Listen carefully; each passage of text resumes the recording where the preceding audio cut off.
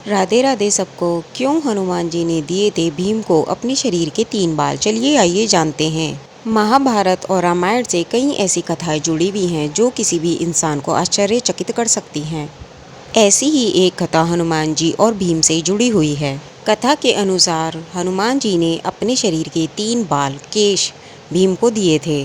कथा के अनुसार एक बार युधिष्ठिर ने अपने पिता की शांति के लिए राजसूय यज्ञ कराने का फैसला किया। इस यज्ञ में वो ऋषि पुरुष मृगा को आमंत्रित करना चाहते थे। ऋषि पुरुष मृगा को बुलाकर लाने की जिम्मेदारी उन्होंने भीम को सौंपी। ऋषि पुरुष मृगा भगवान शिव के भक्त थे और उनका आधा शरीर हिरण का था, इसीलिए उनकी चाल बहुत तेज थी और उनको ढूंढ पाना बहुत मुश्किल कार्य था। ऋषि को खोजते हुए भीम की मुलाकात भगवान हनुमान जी से हुई। भीम ने हनुमान जी को पूरी बात बताई। तब हनुमान जी ने अपने दिव्य भाई भीम को अपने शरीर के 3 बाल दिए और कहा, ये तुम्हारे मुश्किल में काम आएंगे। काफी भटकने के बाद आखिर भीम ने ऋषि को ढूंढ ही लिया। उन्होंने भीम के साथ चलने से पहले एक शर्त रखी। ऋषि ने कहा, तुमको मुझसे पहले हस्तिनापुर पहुंचना होगा। भीम ने ऋषि की शर्त स्वीकार कर ली।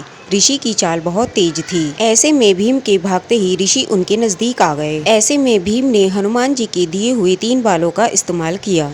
पहली बार भीम ने बाल फेंका तो एक शिवलिंग प्रकट हुआ। शिवलिंग को देखते ही ऋषि उनको प्रणाम करने लगे। ऐसे में भीम उनसे आगे निकल गए। ऋषि के नजदीक आते ही भीम ने दूसरा और तीसरा बाल फेंका। इस बार एक नहीं बल्कि कई शिवलिंग प्रकट हुए।